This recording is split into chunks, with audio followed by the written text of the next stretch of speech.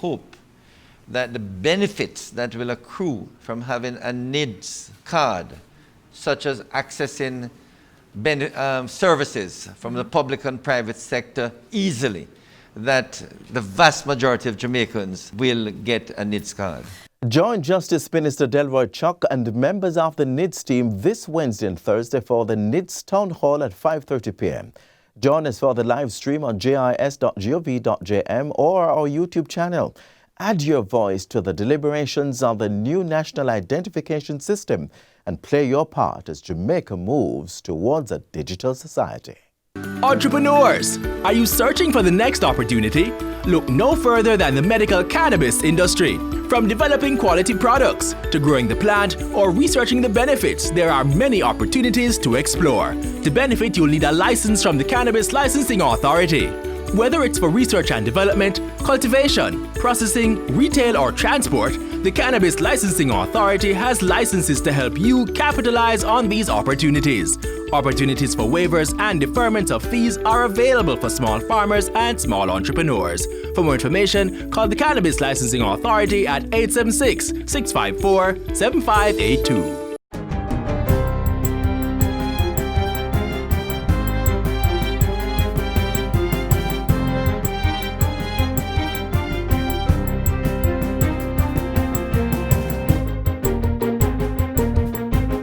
Good day, I'm Stephen McHugh, and this is your JIS News for Monday, January 25, 2021. The Ministry of Industry, Investment and Commerce and the Jamaica National Agency for Accreditation, JANAC, will be rolling out an accreditation program for local labs and medical facilities to expeditiously test for COVID-19. The move is in answer to the Ministry of Health's call for greater collaboration and support to stave off unauthorized and unapproved COVID-19 testing facilities. My ministry stands ready to offer its support, recognizing that any lapse in our support systems cannot be good for our tourism product, the economy, or the public which seeks to obtain these services.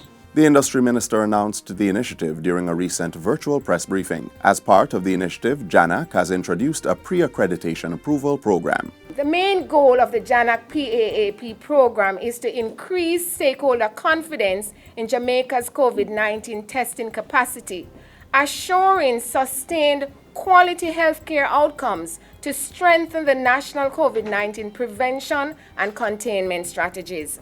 The groups that are being targeted include accredited labs that wish to extend their scope of accreditation and unaccredited medical or testing laboratories that are interested in providing COVID-19 tests. It will also cater to point-of-care testing providers such as doctors' offices, health centers, and pharmacies that wish to provide COVID-19 rapid antigen tests. JANAC's international recognition for the accreditation of medical and testing labs will provide the assurance that the results generated by these entities can be trusted.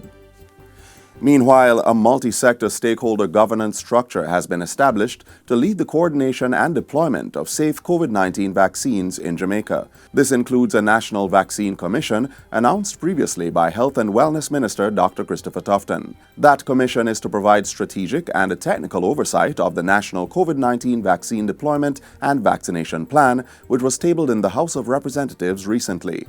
A National Coordination Committee, NCC, has also been established to design, plan, and provide leadership on all activities related to the vaccine introduction. The NCC will guide the priority actions and engage in an ongoing risk assessment so as to ensure that the plan remains relevant. The NCC will be supported by 4 subcommittees: the Parish Medical Officers of Health, and the Parish Expanded Program and Immunization Coordinators. The NCC will have responsibility for providing updates on the ongoing assessment of the safety, efficacy, and the duration of protection of the candidates' vaccines. The Standards and Regulations Division of the Health Ministry will be responsible for overseeing the licensing and use of COVID-19 vaccines. The Standards and Regulation Division has developed an emergency approval regulatory process for COVID-19 vaccine, and the process includes the granting of an emergency use authorization for COVID-19 vaccines to be used in Jamaica. Persons wishing to enroll in the National Identification System, NIDS, will be able to do so at 24 sites across the island. NIDS Program Director Warren Vernon says the National Identification and Registration Authority sites will be scaled up if it becomes necessary. We are using existing government infrastructure, partnering with PICA and Jamaica Post to establish these sites. Once the authority is in place, those sites will be published once the authority is set up. Mr. Vernon says mobile enrollment units will also be set up to give even greater access to Jamaicans. Our mobile sites were specifically designed for persons with special needs, maybe persons with disabilities, persons who are at home and unable to go to the enrollment sites, youth groups, community groups where you can have group enrollment or corporate offices. The NIDS Program Director was speaking at the fourth of a six-part Joint Select virtual town hall meeting on the National Identification System. Persons wishing to take part in the consultations may send their written submission to the Clerk to the Houses of Parliament by January 29. The Department of Correctional Services, DCS, has received technological equipment to allow wards at its Juvenile Services Unit to access critical services virtually. The items, which value approximately $1.9 million, were donated by the United Nations Children's Fund, UNICEF, under the Ministry of National Security's We Transform Youth Empowerment and Reintegration Program. They include 4 laptops, 5 tablets, 6 desktop computers, 6 Wi-Fi modems, 36 USB headsets, and 35 webcams. Minister with responsibility for the DCS, Senator Matthew Samuda, says the devices will increase the technological resources available within juvenile facilities. It is our endeavor to ensure that none of our approximately 500 children in our care are left behind, but are given every opportunity to succeed, and that your contribution will in fact go a far way to helping them secure success and true rehabilitation. We thought it vital to extend the partnership to help keep them connected with their families, their education, and important child justice and psychosocial services. The donation will help to enhance communication between the wards, family members, and mentors, psychological and/or psychiatric interventions, and mentorship sessions. It will also support virtual court attendance for the juvenile wards, as well as academic and life employability training. Residents of Kingston are being reminded to remain vigilant and prepared for earthquakes, which can strike at any time and without warning. The urging comes from the Kingston and St. Andrew Municipal Corporation, KSAMC, as the country continues to observe January as Earthquake Awareness Month. The municipal corporation has been using this year's observance to reflect on the lessons from the 6.5 magnitude earthquake that destroyed the city of Kingston on January 14, 1907. We as a local government authority shall always use this historical experience as a lesson and reminder to warn and educate our citizens about proper building techniques and that they should not build in areas that are vulnerable to disaster. An ounce of prevention is better than a lifetime of pain. And finally, the Ministry of Education, Youth and Information is now accepting applications for the National Youth Parliament of Jamaica NYPJ 2021 cohort. It is open to young Jamaicans between 15 and 27 years. The NYPJ is structured to encourage active citizenship among the youth and promote involvement in democracy and governance. Eligible applicants must have an interest in good governance, activism, the political process, parliamentary procedures, public speaking, community service, and youth development. Deadline for the submission of applications is Friday, February 12 at 4 p.m. For more information, visit youthjamaica.com. And that's it for JIS News Today. I'm Stephen McHugh. Thanks for watching.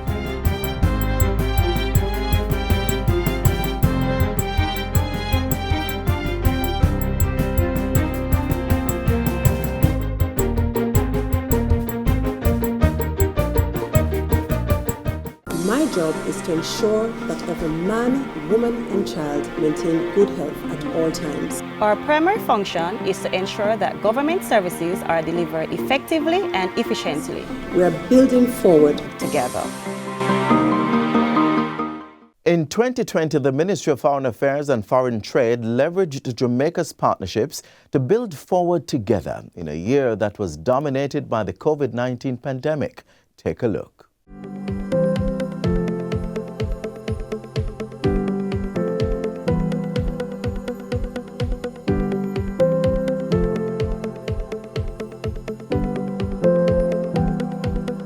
Partnerships for national development, staying connected during a pandemic, and support for nationals in the wake of COVID-19. How the ministry did it all in 2020? Here's the review. In a world as interconnected as ours, none of us can go it alone. Partnerships, resilient partnerships, are and will remain essential. And so, the Ministry of Foreign Affairs and Foreign Trade led engagements to increase opportunities for trade and investment and expand cooperation on national security, disaster resilience, green energy, and education. Partnership was forged with India to provide $1 million in support of the social economic development of rural communities in Kitson Town. An agreement was reached with Morocco for a $1 million grant towards sustainable development projects in agriculture and other areas. Canada committed 4.6 million Canadian dollars to strengthen disaster resilience. A further 145,000 Canadian dollars is providing social services to address gender-based violence. An air travel agreement was secured with Nigeria, and the first straight flight arrived in the island in December. To maintain international human rights treaty obligations, Jamaica's third cycle Universal Periodic Review report was approved by Cabinet and submitted to the United Nations in August. Jamaica also became the 48th state to ratify or accede to the Prohibition of Nuclear Weapons Treaty. Much of the activities within the Ministry of Foreign Affairs in 2020 were set against the backdrop of the unprecedented COVID-19 crisis. Following the outbreak in China, approximately 589 Jamaicans identified in different provinces received urgent assistance. Similar support was extended to Jamaicans who were stranded in other countries following the closure of borders, including Jamaica's. Every Jamaican overseas, their welfare and well-being is of importance and interest to the Jamaican government. The Foreign Affairs Ministry supported the development of the JAM COVID-19 controlled re-entry system and facilitated repatriation flights and ships of nationals wanting to return home. They're just really happy to be home. As chair of the COVID-19 External Support Coordination Committee, the Ministry of Foreign Affairs secured support valued at over $12 million. This came in the form of funding, PPEs, medical supplies and technical assistance from bilateral and multilateral partners, as well as non-governmental organizations and private sector groups. Together, we are still forging a path towards mitigating the most serious challenges to the health and well-being of our peoples. On board also was the diaspora with varying contributions. At the 75th United Nations High-Level Meeting, Minister Johnson Smith lobbied for recovery measures for developing countries. The proposal to establish a fund to alleviate COVID-19 economics, the FACE initiative, merits strong consideration. It proposes a modality to not only address the current liquidity challenges of developing countries, but also their long-term sustainable investment needs. Within the Caribbean community, Jamaica chaired a subcommittee to establish common protocols for the CARICOM COVID-19 Agri-Food Management Framework. The Global Jamaica Diaspora Council was formally established to expand the diaspora's reach and collaboration. In addition, the Youth Council was established in January. The GJDYC offers a unique opportunity for increased involvement of our young people in the diaspora at the policy level as well. Cabinet also approved the draft National Diaspora Policy as a green paper, which was tabled in both houses of Parliament. Senator Leslie Campbell was appointed Minister of State with responsibility for diaspora affairs. To spur trade and investment, the Ministry of Foreign Affairs and Foreign Trade partnered with JAMPRO to launch its economic diplomacy program. To one, facilitate access to foreign markets for our national businesses, and 2, to promote foreign direct investment. Jamaica, being part of CARIFORUM states, is benefiting from a £4 million export expansion program for goods and services. In addition, Jamaica is benefiting from duty-free imports on eligible products from Caribbean Basin region countries. This follows the extension of preferences under the Caribbean Basin Trade Partnership Act to September 2030. And facilitating the ease of doing business, the Senate passed the Authentication Foreign Public Documents Act 2020. We want to eliminate the unnecessarily lengthy processes that impede business efficiency. The Ministry of Foreign Affairs and Foreign Trade, building partnerships, strengthening cooperation, and facilitating economic and social development.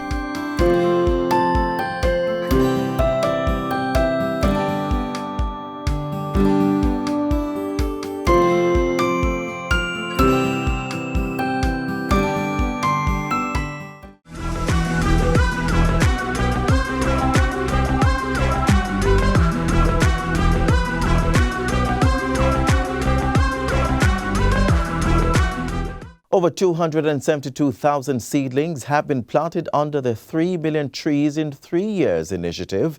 Several entities have joined the program, which seeks to minimize the effects of climate change while beautifying the environment.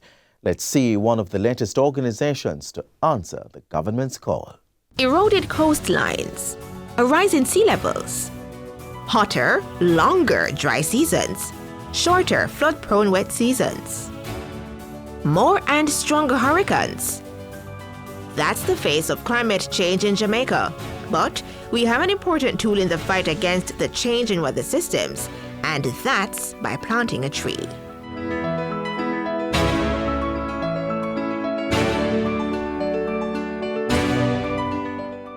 Trees have been known to remove carbon dioxide and release oxygen into the atmosphere, and by this process reduce climate change. That's why the state has committed itself to a planting program tagged 3 million trees in 3 years.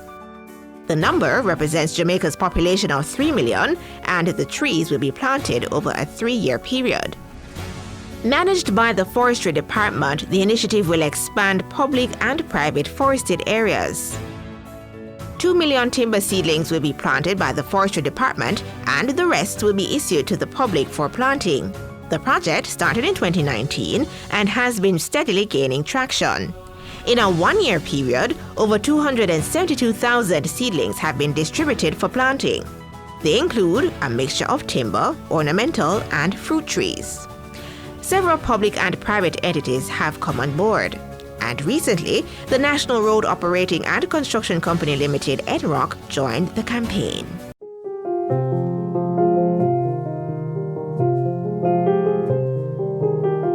NROC has been constructing toll roads for the past 20 years, and we have built more than 100 kilometers of toll roads.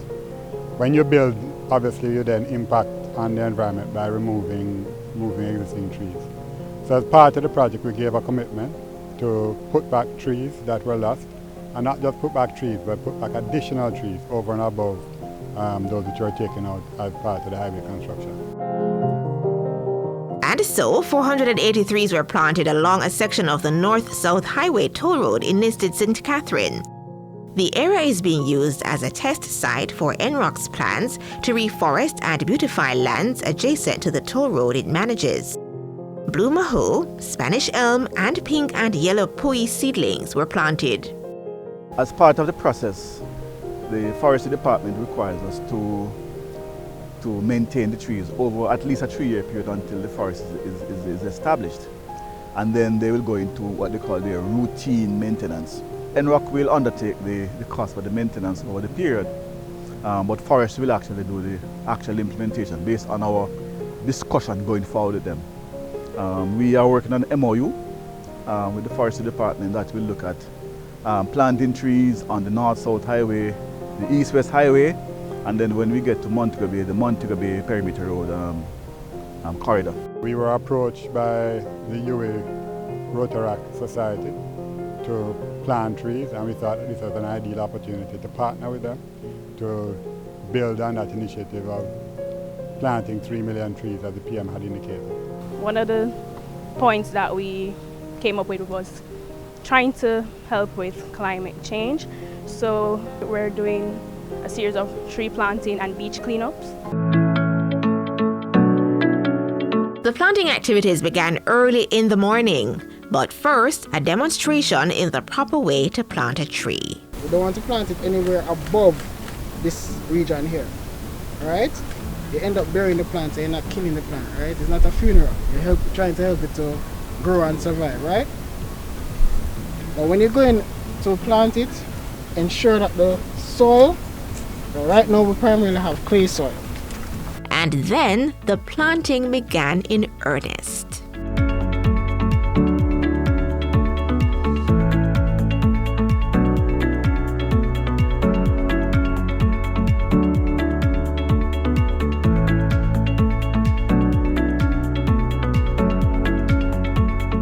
It's a good initiative in that it shows people that, it shows to them what it is like to plant a tree. Why it is important is actually really groundbreaking for us. I think it's a great initiative because Jamaica, it's so beautiful, and if we could do our part in making sure that beauty stays, that natural beauty stays, that's all we need. It's not often that you really see much over in a pandemic even, that people are really coming out, they're really being self-serving and giving of themselves to come and actually take care of the country which we have to call home. So, I mean, it's a pleasure.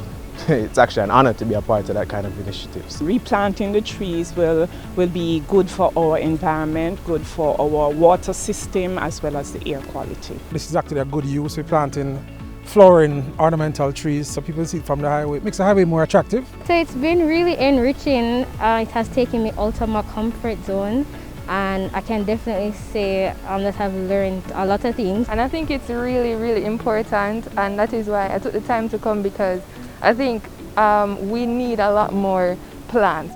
If you are interested in being a part of the 3 Million Trees initiative, contact the Forestry Department at 876-618-3205 or visit 173 Constant Spring Road. Remember, plant a tree today and secure your future tomorrow.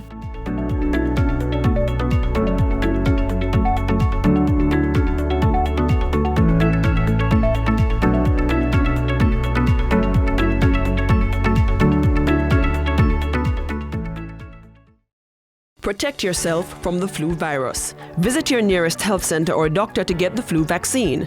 Cover your mouth and nose when coughing and sneezing. Wash your hands regularly with soap and water or by using an alcohol-based hand sanitizer.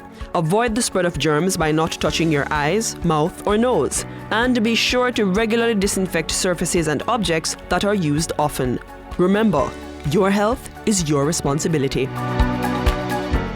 How much do you know about COVID-19? Don't worry about the answer, because we're giving you a reminder next.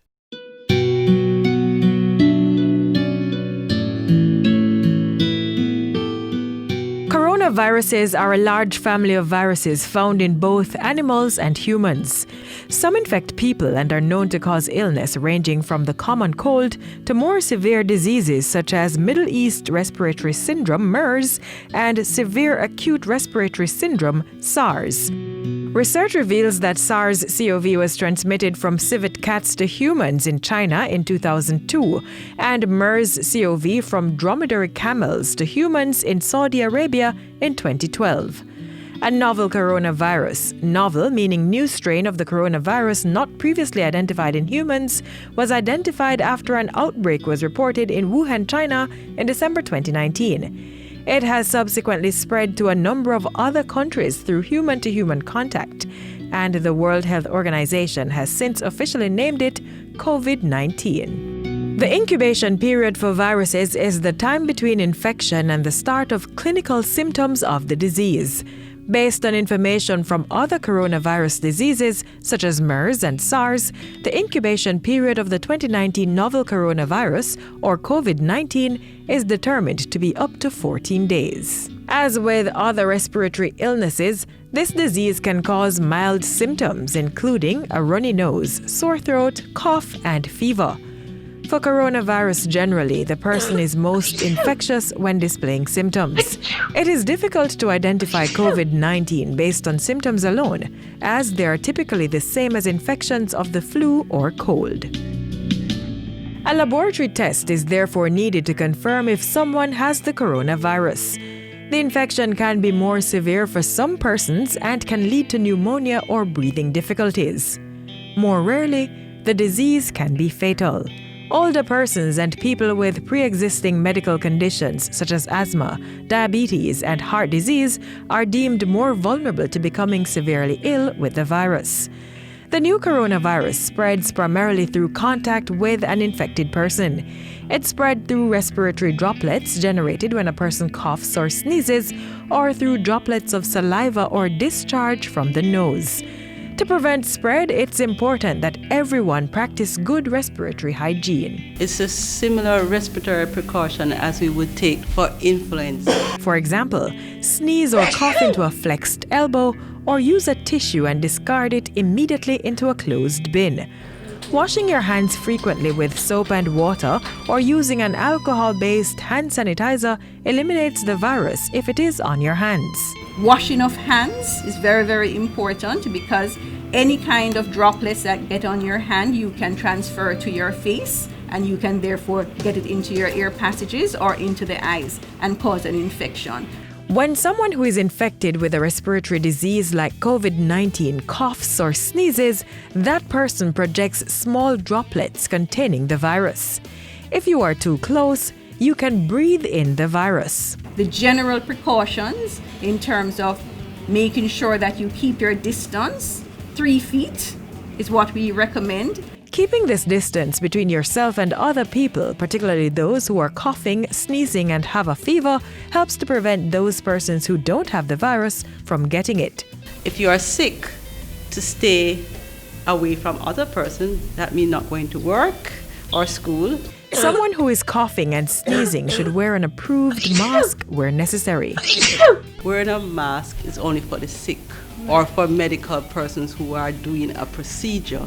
Actually, if you go ahead and wear a mask, you might be the one who would get the infection, because they put on a mask and you see it happening. They put it on, they start sweating, they start playing around with the mask, it's getting moist, it allows the infection to get in easier. So you are actually exposing yourself. And so we have to be very careful how we use masks and other protective equipment. Data collected by the WHO so far suggests that the coronavirus may survive a few hours on surfaces, and applying disinfectants to surfaces can kill the virus, making it no longer possible to infect people in this way. To avoid getting infected, do not touch your eyes, nose, or mouth after touching any surface. The Ministry of Health and Wellness recommends that people who have flu-like symptoms such as a cough, fever, or difficulty breathing should visit the doctor immediately. Inform healthcare providers of any overseas travel in the 14 days before your symptoms developed, or if you've been in close contact with someone who has been sick with respiratory symptoms. To date, there's no specific medicine recommended to prevent or treat the new coronavirus or COVID-19. But persons infected with the virus should receive appropriate care to relieve and treat symptoms, and those with severe illness should receive optimized supportive care. Remember, practice good respiratory and hand hygiene, and when necessary, see your doctor.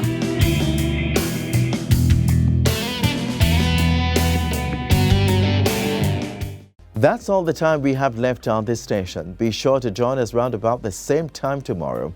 We are available online at your leisure. Visit our website, subscribe to our YouTube channel, or add us on all the major social media sites. There's also a mobile app that can be accessed on your smartphone's app store. On behalf of the entire team here at the JIS, I am Adrian Atkinson, thanking you for watching. This has been a production of the Jamaica Information Service, the voice of Jamaica.